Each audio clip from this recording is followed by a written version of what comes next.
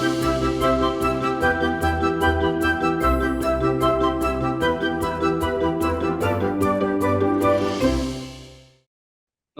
Hello money nine में आप सभी का स्वागत है। मैं हूं सुमित और गुरुवार का दिन भारतीय बाजार कल के एक बड़े इवेंट के बाद, फेड के ब्याज दरों में कटौती के बाद शुरुआत तो गैप अप करके गए, लेकिन ऊपरी स्तरों से मुनाफा वसूली ऑब्वियसली अनुमान था भी और ये आता हुआ दिखाई पड़ रहा है। सेंसेक्स करीब करीब flat to positive, Nifty flat to positive, Nifty bank flat to positive, mid cap flat to negative और स्मॉल कैप बिल्कुल फ्लैट कामकाज कर रहा है।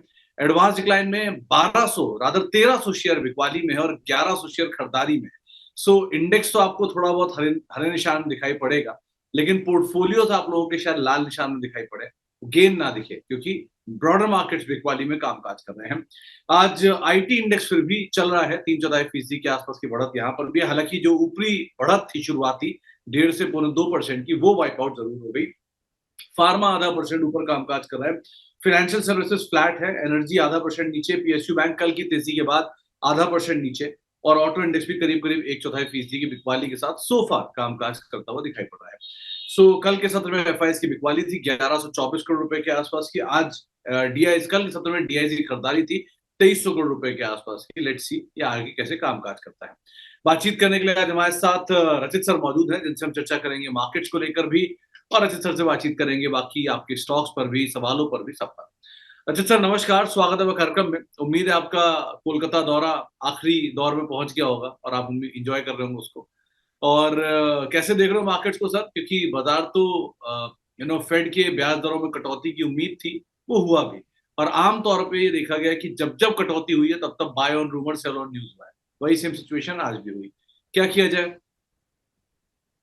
सर सबसे पहले आपको नमस्कार। और ये जो मैं नमस्कार कर रहा हूँ ये मैं जयपुर से कर रहा हूँ।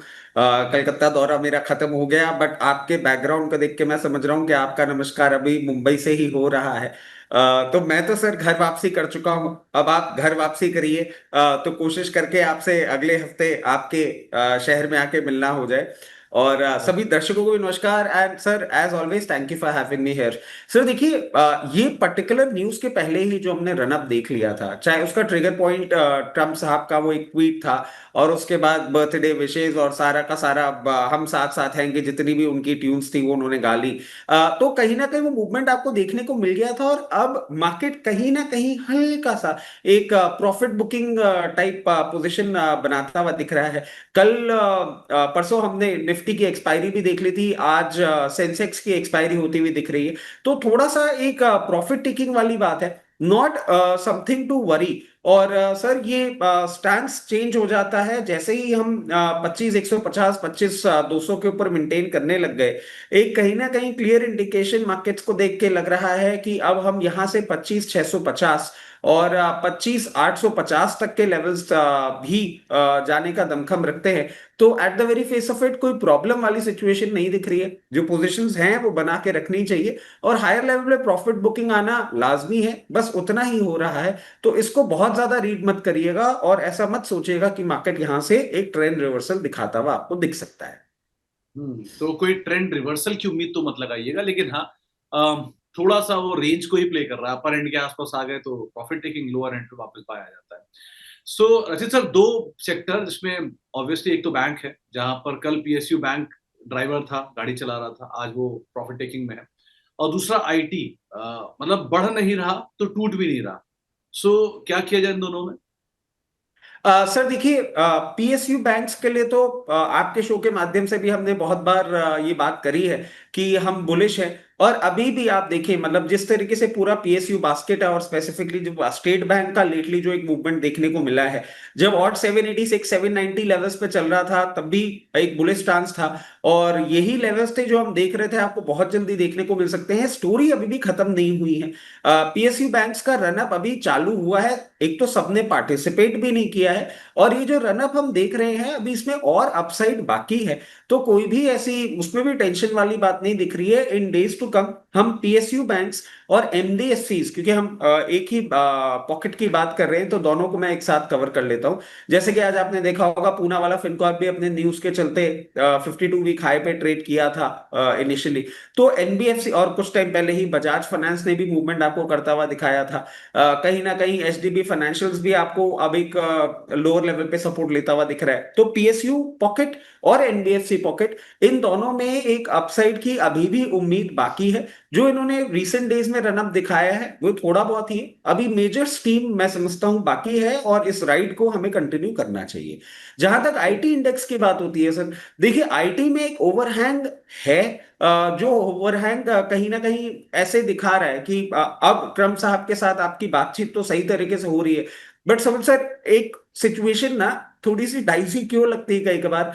आज से ठीक करीबन 15 दिन पहले आप बोलते थे कि साहब ट्रम्प साहब ने ऐसा किया वैसा किया, और जिनपिंग जो है और पुतिन साहब जो है वो हमारे अच्छे दोस्त हैं।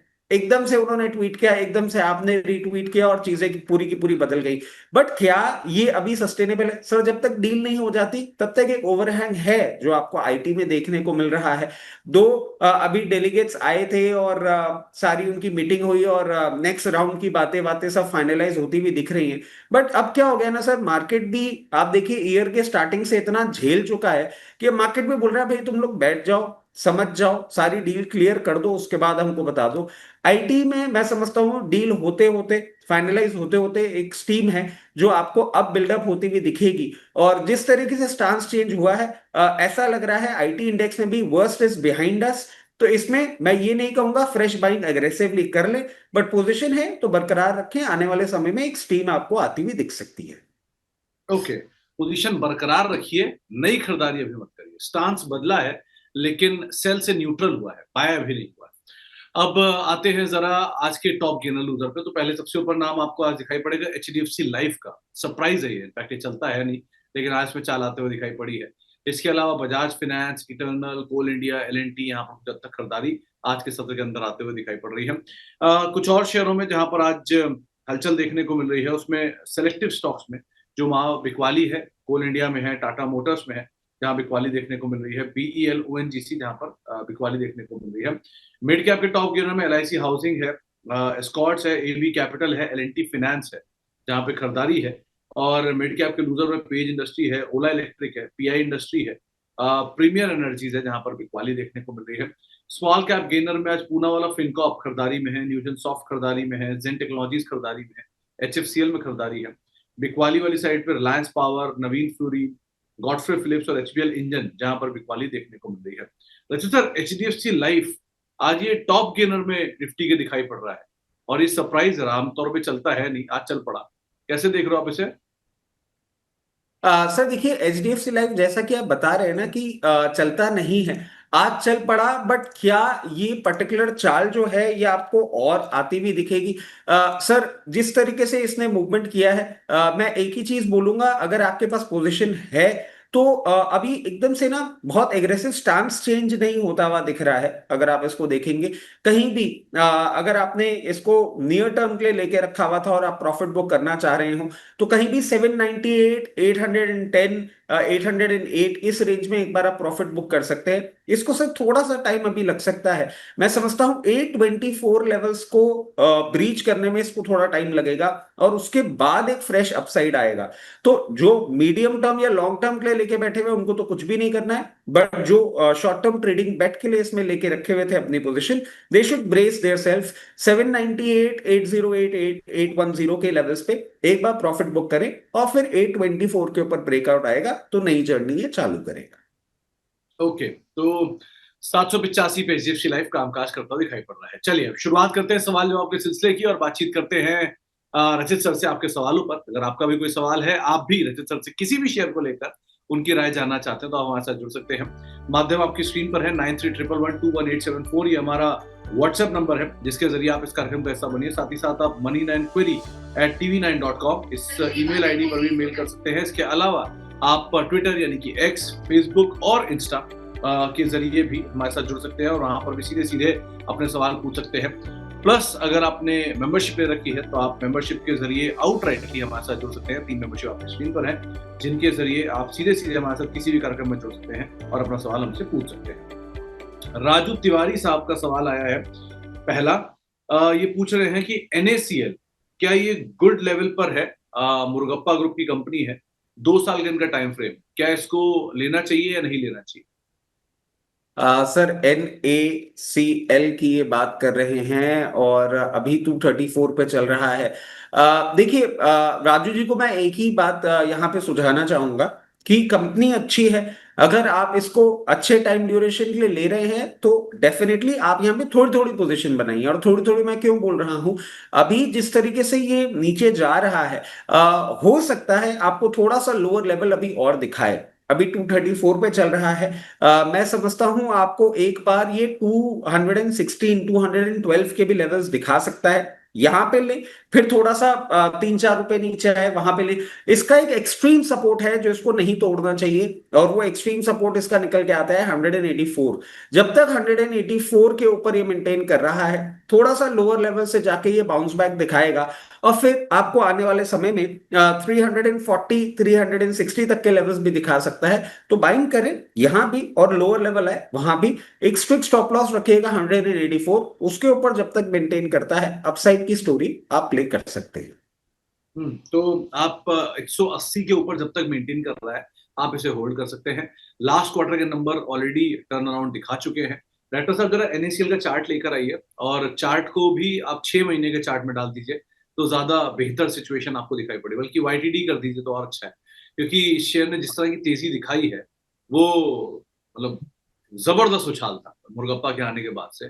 तो बेटर इज कि आप 180 के आसपास की खरीदारी करें, वो सेफेस्ट है। लेकिन हाँ, यहाँ भी आप थोड़ा बहुत ऐड कर सकते हैं, जो आपको रचित सर बता रहे हैं।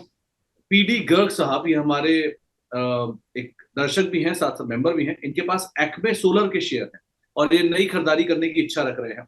अब इन्होंने रचित सर ऑलरेडी नए हाई पे है शेयर, सो अब क्या इसमें एंटर करना या यहाँ पर ज्यादा बेटर रहेगा? सर इनके पास ऑलरेडी शेयर है, और ये अगेन क्या फ्रेश कह रहे बाइंग सर? की बात भी कर रहे हैं। ये नई खरीदारी करने की इच्छा रख रहे हैं रचित सर? नहीं नहीं सर, इसमें देखिए सर, मैं एक चीज आपको बोलूंगा। जिस तरीके से इसने रनअप किया है, दो eight the very face of it, मैं ये नहीं बोलूंगा कि आपको लॉन्ग टर्म में परफॉर्मेंस करता हुआ नहीं दिखाएगा। बट अब इस रनअप के बाद क्या यहां फ्रेश एंट्री करनी चाहिए? Eight the very face of it ऐसा नहीं लगता। रिन्यूएबल एनर्जी में पोटेंसी है, एक मूव भी आपको देखने को मिला। बट मैं समझता हूँ यहां से ये थोड़ा सा कूल ऑफ होता हुआ आपको दिख सकता है। बेटर बाइंग अपॉर्चुनिटी आपको कहीं ना कहीं 285 280 लेवल्स पे देखने को मिलेगी। आई थिंक वहां पे आप एंटर करेंगे तो रिस्क रिवॉर्ड थोड़ा सा बेटर होगा। तो थोड़ा सा इंतजार करें, जब लोअर लेवल पे दिखे तो बाइंग करेंगे तो बेटर रहेगा। ओके, तो यहाँ नहीं, कहीं नीचे के लेवल देखिए तो ज्यादा बेहतर है। ऑलरेडी बड़ा रनअप दिखा चुका है, सो उससे थोड़ा सा कॉशियस रहिएगा। डॉक्टर आबिद का एक सवाल आया है। इनके 2 पोर्टफोलियो हैं। इन्होंने बोला है कि एक पोर्टफोलियो इनका बैलेंस पोर्टफोलियो है, दूसरे पोर्टफोलियो में इनके मिड और स्मॉल कैप ज्यादा है, वहां में शॉर्ट टर्म के लिए कुछ कुछ गेन लेते रहते हैं। तो अब इनका सवाल ये है कि ये मिड कैप स्मॉल कैप में बहुत फायर नहीं देख रहे हैं, क्या यहाँ पर वैल्यूएशन कंसर्न आपको दिख रहे हैं? सर देखिए, मिड कैप स्मॉल कैप में वैल्यूएशन डिस्कम्फर्ट अभी at the very face of it, जब तक पूरे स्टॉक्स ना देख ले, नहीं लगता it would be right to say. But हाँ, अभी आप देखें कि लेटली जो रनअप आया है मिड कैप स्मॉल कैप में, एक इंडेक्स इनमें से 11 मंथ हाई पे भी ट्रेड कर रहा था। बट क्या एक डिस्कम्फर्ट है? नहीं सर, ऐसा it will be too early to say. बेचारे चले ही नहीं हैं। तो मैं ये तो नहीं कहूंगा कि वैल्यूएशन डिस्कम्फर्ट है, अभी चले हैं। अभी थोड़ा सा और अपसाइड आपको देखने को मिल सकता है। You can still stick around. मैं ये नहीं बोलूंगा कि यहाँ पे कोई वैल्यूएशन डिस्कम्फर्ट है और आपको निकल जाना चाहिए।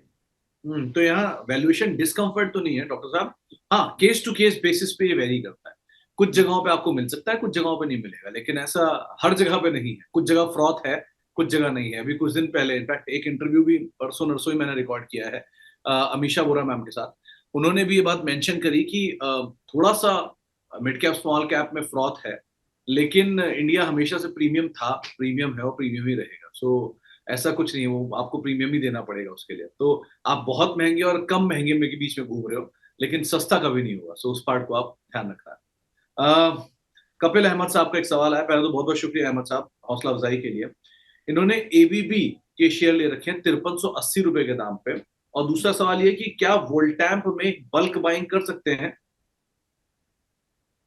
ओके। सर पहले एबीबी ले लेते हैं। एबीबी इन्होंने 5300 रुपये पे लेवल पे ले रखा है और अच्छा बाइंग है। तो इसके लिए तो मैं उनको बोलूंगा कॉन्ग्रेचुलेशंस।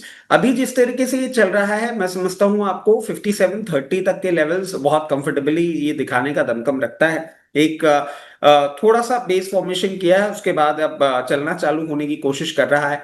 5730 पे आपको थोड़ा सा रेजिस्टेंस देखने को मिलेगा, मगर अगर आप एक मीडियम टर्म इन्वेस्टर हैं तो उसके बाद भी आप बने रह सकते हैं। और 5730 5760 लेवल्स को जैसे ये ब्रीच करेगा फिर ये एक मूवमेंट दिखाएगा जो कि 6680 तक भी लेके जा सकता है। तो अपने टाइम ड्यूरेशन के हिसाब से आप इस पर्टिकुलर स्टॉक में अपनी पोजीशन मेंटेन करें। उसके बाद वोल्टाम ट्रांसफॉर्मर्स जिसकी आप बात कर रहे हैं और बल्क बाइंग की बात कर रहे हैं, देखिए वोल्टाम ट्रांसफॉर्मर अभी जिस तरीके से चल रहा है मैं आपको बल्क बाइंग यहां पे तो डेफिनेटली नहीं करने के लिए बोलूंगा। मुझे खुद को ऐसा लग रहा है अभी थोड़ा सा आपको फर्दर डाउनसाइड देखने को मिल सकता है। 7342 चल रहा है, इनफैक्ट यहां मैं आपको बाइंग भी सजेस्ट नहीं करूंगा। मैं सजेस्ट करूंगा इसको कूल ऑफ होने दें, कहीं भी 6880 पे आए वहां पे थोड़ा सा खरीदें, फिर और नीचे आए और 6460 लेवल्स पे आए वहां पे खरीदें। ऐसे करके दो सेक्शन में आप थोड़ी थोड़ी बाइंग करिएगा। बल्क बाइंग मैं इसलिए नहीं बोल रहा हूं क्योंकि जब तक ट्रेंड रिवर्सल नहीं आता एक डाउनसाइड का डर हमेशा बना रहता है। चाहे फंडामेंटली कंपनी कितनी भी अच्छी हो पर टेक्निकल चार्ट्स पे अगर रिवर्सल नहीं आता ना, और अभी ये रिवर्सल का साइन नहीं फर्दर डाउनसाइड का साइन दे रहा है, तो दो लेवल्स आपको सुझा दिए गए हैं, वहां पे हल्की सी बाइंग करिएगा। बल्क बाइंग ये तो बहुत डरावना लग रहा है इस पर्टिकुलर स्टॉक के लिए, अभी नहीं बट लोअर लेवल पे थोड़ी थोड़ी बाइंग कर सकते हैं। तो रशीद सर, क्वालिटी को लेकर तो कंसर्न नहीं है ना दोनों कंपनियों के? सर दोनों कंपनीज की क्वालिटी को लेकर तो कोई कंसर्न नहीं देख रहे ना आप? नहीं सर, क्वालिटी मतलब वोल्टैम्प ने थोड़ा सा आपको अंडर परफॉर्मेंस और थोड़ा सा रिजल्ट्स में इश्यूज आए थे, बट क्या वो इश्यूज कंपनी को बिल्कुल ही रूल आउट कर देते? ये it will be too early to say. और ठीक है थोड़ा सा अंडर परफॉर्मेंस कंपनी की तरफ से भी आया है, बट कंपनी की क्वालिटी ठीक है, क्वालिटी में इशू नहीं है, बट एग्रेसिव बाइंग वाली सिचुएशन में अभी कंपनी नहीं है। ओके। आशीष चक्रवर्ती साहब हमारे मेंबर भी हैं, पूछ रहे हैं कि एसबीआई और फेडरल बैंक पर शॉर्ट टर्म व्यू दीजिए। एसबीआई सड़क सड़क के कब ऑल टाइम हाई की तरफ पहुंच गया, पता भी नहीं चला। और फेडरल बैंक, क्या करा जाए इन दोनों में? सर देखिए शॉर्ट टर्म व्यू में मैं थोड़ा सा खुद डाइसी हो जाता हूं, बट हाँ अगर आप वैसे पूछे तो स्टेट बैंक जिस तरीके से चल रहा है, जो कि हमने शो के स्टार्टिंग में भी कहा था कि अभी फर्दर अपसाइड आपको देखने को मिल सकता है, और फर्दर अपसाइड कहीं ना कहीं आपको 870 लेवल्स तक यहां से और अभी 17 रुपए ऊपर, क्योंकि आपने मेरे से शॉर्ट टर्म बोला है इसलिए मैं इतना ही देख पा रहा हूँ। 870 880 तक के लेवल्स आपको शॉर्ट टर्म के लिए मैं सुझा सकता हूँ। मगर यही अगर आप ड्यूरेशन अपनी थोड़ी सी स्ट्रेच करते हैं, अगर आप मुझे मीडियम टर्म तक का भी एक लीवर दे देंगे, तो फिर मैं आपको कहूंगा कि आपको आने वाले समय में 940 से 960 तक के भी लेवल्स बहुत कंफर्टेबली देखने को मिल सकते हैं। उसके लिए आप अपनी पोजीशन बरकरार रख सकते हैं। इसके साथ साथ अब हम फेडरल बैंक की बात कर लेते हैं। फेडरल बैंक ने भी आप देखिए थोड़ा सा रनअप दिया है फ्रॉम द लोज, बट क्या ये पूरा अभी हो गया है सही? नहीं। अगर आप शॉर्ट टर्म के लिए बोलते हैं 198 चल रहा है, मैक्सिमम मैं आपको बोल सकता हूं कि 208 तक। बट अगर आप मीडियम टर्म के लिए इसमें भी टाइम देते हैं तो फिर आपको मैं बोल सकता हूं 224 से 232 तक के भी लेवल्स ये दिखा सकता है। थोड़ा सा टाइम देना होगा, शॉर्ट टर्म के टारगेट्स थोड़े छोटे ही हैं, क्योंकि रीसेंट रनअप के बाद कहां प्रॉफिट टेकिंग आ जाए वो कहना थोड़ा मुश्किल हो जाता है। Okay. JSW holding Rahul Verma साहब के पास है, 19,200 रुपए के दाम पे उन्होंने खरीदारी कर रखी है। यहाँ क्या करना चाहिए? सर कौन सा शेयर? वो स्टार्टिंग की आवाज नहीं आती ना तो वो मिस हो गया। JSW holdings. सर या अच्छा तो सर, कुछ जेएसडब्ल्यू ना होल्डिंग। पहले एक दो वर्ड बोल लीजिए फिर शेयर का नाम बोलिए। अच्छा JSW holding, thank you. JSW holding के बारे में हम बात कर रहे हैं। देखिए अभी ये चल रहा है 18,000 ठीक है। अभी आपको ना इसमें कहीं ना कहीं हल्का सा रेजिस्टेंस देखने को मिल सकता है 18,700 रुपए पे। 18,700 के ऊपर मेंटेन करेगा तो डायरेक्टली आपको लेवल देगा 19,400 का, जो कि कोई बहुत बड़ा रेजिस्टेंस नहीं होगा। 19,400 के ऊपर भी आपको ये बहुत कंफर्टेबली क्रूज करता हुआ दिखेगा। और मैं समझता हूं अभी ये ट्रेंड रिवर्सल दे चुका है। अगर आप इसको शॉर्ट टर्म के लिए भी देख रहे हैं तो 20,800 बहुत कंफर्टेबली आपको देखने को मिल सकता है। और मीडियम टर्म अगर आपका टाइम होराइजन है तो 22,300 तक आप इसको कंफर्टेबली होल्ड कर सकते हैं। एक करेक्शन दिया था, करेक्शन के बाद इसने लोअर लेवल पे ट्रेड किया। अब जो रिवर्सल दिखा रहा है अपसाइड के लिए, ये वापस तैयार होता हुआ दिख रहा है। ओके। एक सवाल आया है कि 5 लाख रुपए का निवेश है 6 महीने के लिए, कोई 3 स्टॉक बताइए जिनमें पोटेंशियल, मतलब टफ कॉल है, मेरे तो बस की बात नहीं है 6 महीने में कुछ भी समझना। आप ही बताइए क्या समझ में आ रहा है। देखिए, यूजुअली ना हम हमेशा एक ही बात कहते हैं कि इक्विटी मार्केट में जब आप फंड डिप्लॉय करते हैं वो इन्वेस्टमेंट के तौर पे करेंगे ना, और क्वालिटी स्टॉक्स में करेंगे, तो एक अश्योरेंस आ जाता है कि आपका पैसा सेफ रहेगा। तो ये 6 महीने वाली जो बात है, इसमें अब जैसे स्टेट बैंक और फेडरल बैंक के लिए मैंने कहा कि अगर आप टाइम होराइजन बढ़ाएंगे तो रिटर्न बेटर हो जाएंगे। तो ये जो भी दर्शक है तो उनको मैं एक चीज कहूंगा कि या तो आप टाइम होराइजन बढ़ा लीजिए। अगर टाइम होराइजन नहीं बढ़ा सकते ना तो 6 महीने बहुत छोटा टाइम है, और जितने वॉलेटाइल टाइम्स में हम चल रहे हैं, ये 6 महीने में आपका पैसा अगर माइनस में भी होता हुआ दिखा तो कोई बड़ी बात नहीं होगी। तो उसके लिए तो मैं आपको सबसे अच्छा सजेशन ही दूंगा कि किसी भी लिक्विड फंड में आप इन्वेस्ट कर दें जो आपको थोड़ा बहुत reasonable return they they. But अगर आप टाइम होराइजन बढ़ाने की बात करते हैं तो फिर हम जरूर सोच सकते हैं कि हम किस किस स्टॉक में आपका फंड डिप्लॉय करें। अब आप देखिए कि लेटली इस पूरे पिछले फोर्टनाइट का अगर हम सीन देखें, बहुत टाइम से अंडर परफॉर्म करता हुआ एक सेक्टर में फाइनली जान आ रही है, और उसी सेक्टर पे अब हम वापस से, इनफैक्ट दो सेक्टर्स हैं उन पे हम फोकस करना ज्यादा प्रेफर करेंगे। तो अगर, और इस बार मैं थोड़ा कंफर्ट जोन से बाहर, क्योंकि यूजुअली क्या होता है ना सर कि ऐसा कोई भी बात आती है और इन्वेस्टमेंट की बात होती है तो मैं कंफर्ट जोन में बैठ के बोल देता हूँ रिलायंस ले लीजिए, एलएनटी ले लीजिए। सर अब थोड़ा सा कंफर्ट जोन के बाहर निकल के थोड़ा सा सजेशन देता हूं। सबसे पहला स्टॉक होगा जो मुझे लग रहा है अब परफॉर्मेंस करना चाहिए, that would be Jupiter wagon. और जुपिटर वैगन अभी 344 चल रहा है। अगर आप मीडियम टर्म के लिए लेके रखना चाहते हैं, कहीं भी 318, 318 से 324 की रेंज में दिखे, आप अपनी पोजीशन बनाइए। उसके बाद आपको जैसे ही ये अपसाइड दिखाना चालू होगा, सबसे पहला लेवल जो आपके लिए निकल के आएगा दैट विल बी 384। और 384 के ऊपर सस्टेन करने के बाद बहुत कंफर्टेबली आपको 440 तक के लेवल्स भी ये काउंटर दिखाने का दमखम रखता है। एक हो गया आपका जुपिटर वैगन। उसके बाद हम आ जाते हैं एक नया स्टार परफॉर्मर, पूरा का पूरा उभर के आ रहा है। और सर आपने देखा ही होगा इस पर्टिकुलर कंपनी के लिए सिचुएशन ऐसी है कि इसको ना हमने इतने ऑर्डर्स देखे हैं लेटली कि जब इसके ऑर्डर्स की हम न्यूज पढ़ रहे थे तो देख रहा था अभी 2 दिन पहले, तो ये वापस कहीं पुराने न्यूज तो नहीं पढ़ रहे। नाम है रेलटेल। रेलटेल में आप देखें एक फ्रेश ऑर्डर की बहार आ गई है। जिस तरीके से ये काउंटर अभी 396 पे चल रहा है, कहीं भी आपको लोअर लेवल पे मिलता है, और लोअर लेवल से मेरा कहना होगा अराउंड 376 से 380, इसमें आप अपनी पोजीशन बना सकते हैं। अगर आप इसको इनिशियल टारगेट देखना चाहेंगे, बहुत कंजर्वेटिव रहते हुए पहला टारगेट 424 का आता है, उसके बाद आता है बहुत कंफर्टेबली 480। इन दो लेवल्स के लिए आप रेल टेल में भी पोजीशन बना सकते हैं।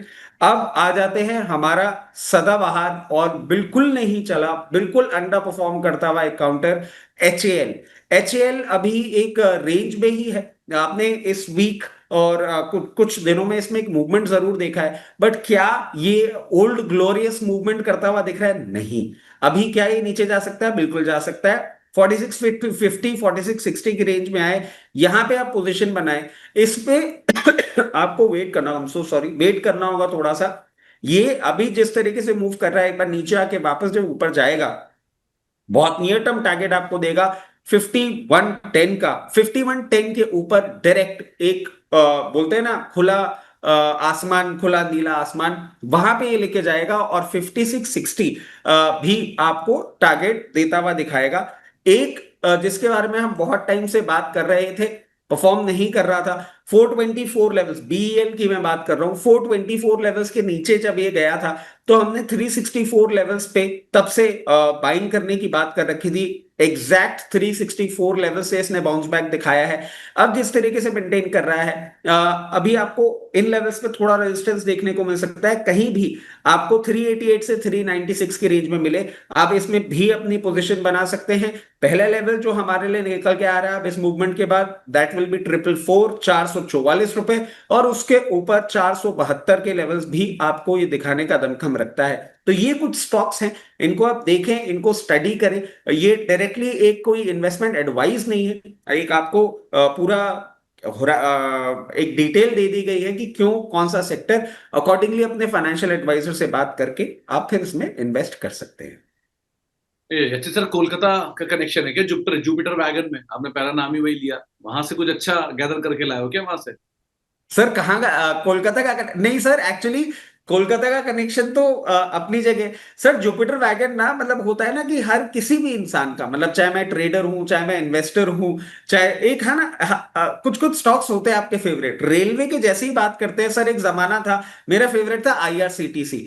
अब उसने जो अंडर परफॉर्मेंस चालू किया है, it took me some time, वो बोलते हैं ना मोह भंग होने में थोड़ा सा समय लगा, उसके बाद मैंने हाथ जोड़ दिए। अभी लेटेस्ट कुछ टाइम से जुपिटर वैगन को सर देखें, लोअर लेवल से बहुत अच्छा परफॉर्म किया है, कंपनी अच्छी है। और होता क्या है ना सर, दो ही मेन है, आप देख लें टीटागढ़ और जुपिटर वैगन। और अभी तक हम जो बात कर रहे थे, रेलवेज में एक अंडर परफॉर्मेंस था, बट वैगन इंडस्ट्री में अगर आप देखें ना सर, एक सबसे बड़ा जो एक फैक्टर है जो हम सब इग्नोर करके बैठे हुए, इनके एक्सपोर्ट ऑर्डर्स। आज तक आप रेलवे में ना इंडियन रेलवे के इंडियन यूजेस की ही बात कर रहे थे, अब Australia, Africa, parts of Europe आप एक्सपोर्ट करना चालू कर रहे हैं। लेटली टीटागढ़ और जुपिटर दोनों में इनकी जो स्टील व्हील्स हैं उनको लेके प्रॉब्लम हुई थी और रिजल्ट्स में अंडर परफॉर्मेंस देखने को मिला था। The stocks have corrected, but has it change like completely? नहीं सर, इनके पास ऑर्डर बुक अच्छी है, धीरे धीरे चीजें ठीक होती जाएंगी, स्ट्रीमलाइन होती जाएंगी, आप फिर रेवेन्यूज में इनका देखेंगे। तो ये पर्टिकुलर स्टॉक तो मैंने आपको बहुत इनिशियल लेवल्स दिए हैं सर, इसको लंबे समय के लिए अगर आप होल्ड करेंगे ना, तो ये बहुत अच्छे अपसाइड के लिए अब तैयार होता हुआ दिख रहा है। ओके। रचित सर, एक पहला वाला सवाल ही थोड़ा आपने मुश्किल लग रहा था आपको 6 महीने के लिए। एक और सवाल आया वैभव यादव साहब का, ये पूछ रहे 2 से 3 महीने के लिए कोई स्टॉक बता दीजिए। मैं जाऊं क्या? मतलब टफ टफ। नहीं, तीसरा भी है सर इसके जिस बाद। तरीके से टाइम ड्यूरेशन कम होता जा रहा है, मुझे लग रहा है कि जब तक मैं शो से उठ के जाऊंगा बोलेंगे अगले 5 मिनट के लिए स्टॉक बता दो, अरे मेरी आ गया मेरी सर, हैसियत नहीं तीसरा है। भी एक मैं एक तीसरा सवाल भी है, वो पूछ रहे इंट्राडे के लिए कुछ बता दीजिए। तो आप दोनों को क्लब ही कर दीजिए लगे हाथ। देखिए, मैं फंडामेंटल्स को पढ़ने वाला आदमी हूँ, मेरे को टेक्निकल्स इतने अच्छे से नहीं आते, तो I will actually not be the right man. जब 6 महीने के लिए मैं आपको मना कर रहा था, तो सर मैं 3 महीने के लिए तो कैसे सुझा पाऊंगा। बट हाँ, एक चीज है कि आप अगर टाइम ड्यूरेशन इंक्रीज करना चाहे, हमेशा मैं एक ही चीज बोलता हूँ, ये जो स्विंग ट्रेड और ये जो ट्रेंड रिवर्सल है ना, मैं इतना जल्दी उनको नहीं पकड़ पाता हूँ, तो I will not be the right man. मैं फंडामेंटल्स को पहले पकड़ लेता हूँ, उसके बाद चीजें चलने लग जाती हैं। तो सर ये मैं मतलब जवाब नहीं दूं तो बेटर है, बट टाइम ड्यूरेशन इंक्रीज करेंगे तो जितने भी स्टॉक्स डिस्कस किए हैं उनमें ये भी ध्यान दे सकते हैं। ओके। अंशुल अरोड़ा साहब आपके प्रशंसक भी हैं और कह रहे हैं कि बढ़िया शो लगता है उनको आपका। आरती फार्मा इन्होंने ले रखा है, 900 शेयर है, 817 रुपए के दाम पर। थोड़ा सा अंडर परफॉर्मेंस रहा है स्टॉक स्टॉक के अंदर, कंपनी ठीक है, आप क्या राय रखते हो? सर आरती फार्मा अभी 904 रुपए चल रहा है। देखिए, अंडर परफॉर्मेंस रहा है, बट क्या खराब हो गया? नहीं, ऐसा बिल्कुल भी नहीं है। आप इसमें अपनी पोजीशन बना के रखें। थोड़ा सा एक हायर लेवल से नीचे आ रहा है, बट खत्म नहीं हुआ है। तो अभी मैं समझता हूं यहाँ पे थोड़ा सा ही टाइम स्पेंड कर सकता है। और इनफैक्ट मैं ये चीज भी इनको बोलता हूँ कि जिस तरीके से चल रहा है ना, 880 लेवल्स तक या 878 लेवल्स तक भी आ जाए तो बिल्कुल भी विचलित ना हो। एक रिवर्सल जैसे ही ये सपोर्ट लेके रिवर्सल लेगा, मैं समझता हूं ये वापस अपनी अपवर्ड जर्नी चालू कर देगा। सबसे पहला लेवल जो इसके लिए निकल के आ रहा है वो आ रहा है 974। 974 मैं समझता हूं जैसे ही एक रिवर्सल देगा आपको हाथ के हाथ देखने को मिलेगा, और उसके बाद सर 1060 तक के भी लेवल्स दिखाने का दमखम रखता है। स्टॉक में कोई परेशानी नहीं है, थोड़ा सा अंडर परफॉर्मेंस है, रहने दीजिए अपने पोर्टफोलियो में, आने वाले टाइम में अच्छा रिटर्न देगा। तो अरिहंत योगी साहब आपको पहले तो बोल रहे हैं ईस्ट और वेस्ट, रचित sir is the best. JSW infra इन्होंने आइडेंटिफाई किया है खरीदारी के लिए, कोई लेवल आपको सही लग रहा है क्या इसमें? सर पहले तो ऐसी बातें मेरे जैसे आदमी के लिए, क्योंकि सर बाकी के जो एनालिस्ट आते हैं ना, उनके लिए तो ये सब चीजें कमेंट्स में भी पढ़ने को मिलती है। मैं इन सब चीजों के लिए थोड़ा सा नया हूँ। ये मेरे बारे में यूजुअली बातें नहीं होती, क्योंकि मैं थोड़ा बोरिंग आदमी हूँ, लॉन्ग टर्म की बातें करता हूँ। But any how, thank you, आपने ऐसी प्रशंसा करी। सर जेएसडब्ल्यू अच्छा इंफ्रा, सर। सर देखिए अब इसने चलना चालू किया है। अच्छा और सर। सर पहले भी हमने कहा था, जिस तरीके से एक सिचुएशन बन रही है, जैसे ही आप देखेंगे कि पूरी जियो पॉलिटिकल टेंशन क्लियर होती हुई दिखेगी, आप इसमें एक मूवमेंट आता हुआ देखेंगे। अब अगर लेवल्स की बात करते हैं, अल्ट्रा सेफ लेवल तो आपको निकल के आता है 316। देखिए 10 रुपए का ही फर्क है। आप चाहें तो यहां भी पोजीशन बना सकते हैं। मेरी समझ से ये आपको कहीं भी 310 308 मैक्सिमम सपोर्ट लेता हुआ दिखेगा। तो आप 50% पोजीशन यहां बना लीजिए, 50% पोजीशन बना लीजिएगा 316 रुपए पे। फिर इसमें आप थोड़ा सा वेट करिए, क्योंकि सर अभी कभी भी चलता हुआ दिख सकता है आपको। सबसे पहला लेवल जो निकल के आता है इसके लिए, वो आता है 356। और 356 पे जाके थोड़ा सा मूव करेगा, 344 ऐसे लेवल्स पे आएगा, फिर वापस से चलना चालू करेगा। और उसके बाद आपको लेवल दिखाएगा डायरेक्टली 386 एंड 394, जो कि मैं समझ रहा हूं आपको आने वाले 1 से 2 क्वार्टर में देखने को मिल सकता है। अकॉर्डिंगली अपनी पोजीशन मैनेज करिए। 50% यहां भी ले लेंगे तो ठीक है। अब ये एक अपसाइड के लिए पूरी तरीके से तैयार हो चुका है। अच्छा सर, आप कह रहे हो ना कि आप लंबी अवधि के बारे में सोचते हो खाली, और शॉर्ट टर्म नहीं समझ पाते हो। देखो, किसी बड़े जानकार ने कभी मुझे एक बार समझाई थी एक बात, कि एक अच्छा पोर्टफोलियो बनने में 10 साल लगते हैं। जिसको जल्दी है उसे 20 लगेंगे, क्योंकि 10 तो उसे समझने में लग जाएंगे कि 10 ही लगने।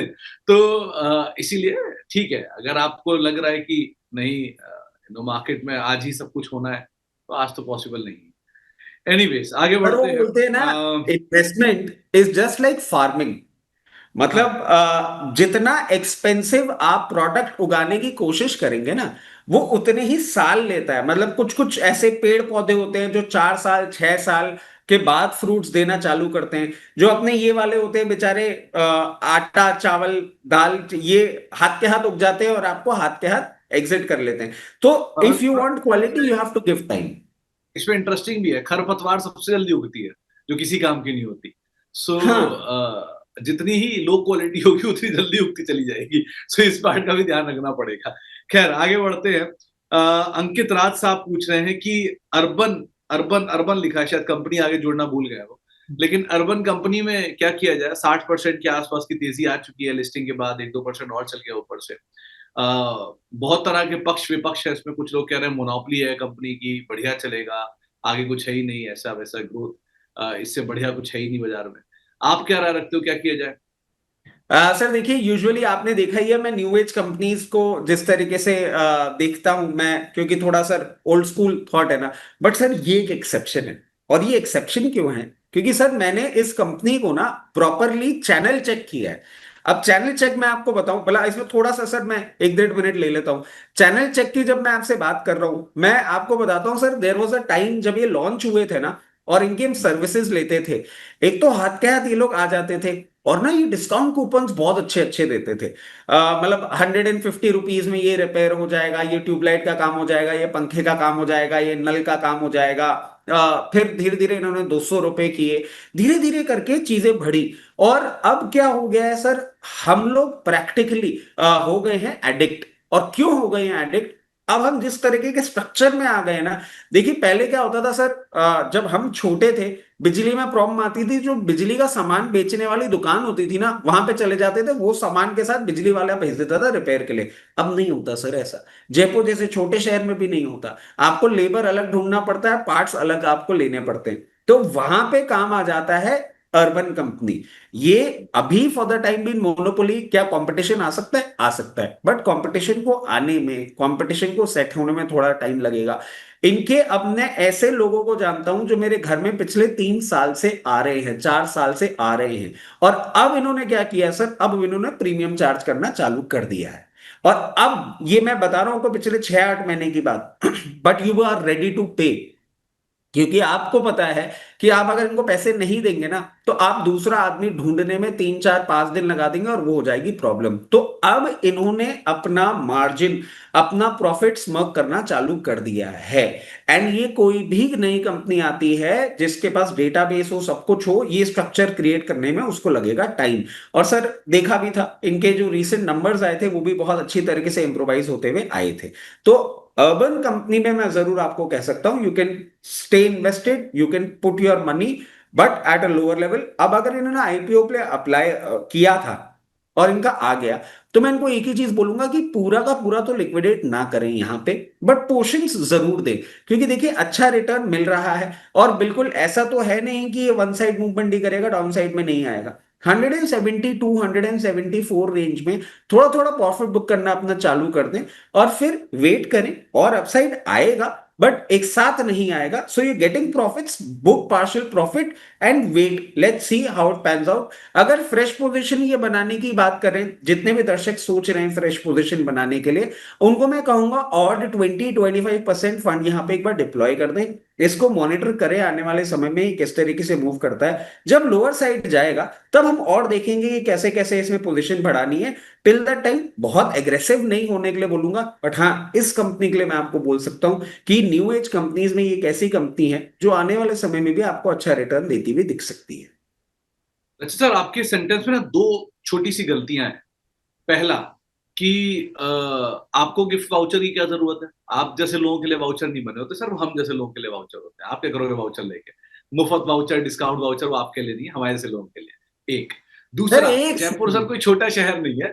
जयपुर एक बहुत बड़ा शहर है और देश के मानी गिरामी लोग वहां से आते हैं, जिसमें से एक आप भी हो। सो ये एक चीज में मत पड़ो कि आप कहाँ वाउचर वाउचर चक्कर में पड़ रहे हो। सर हाँ एक सर। एक सेकेंड। अब ये सब बातें ना आप तब करिए जब आपको कोई पर्सनली नहीं जानता हो, या आपके बारे में किसी ने कुछ नहीं सुना हो। तो ये जो आप बातें बोल रहे हैं ना कि डिस्काउंट वाउचर आपको नहीं चाहिए, डिस्काउंट वाउचर हमें चाहिए, सर मैं पर्सनली आपसे मिला हुआ हूं, मैंने आपको देखा हुआ है।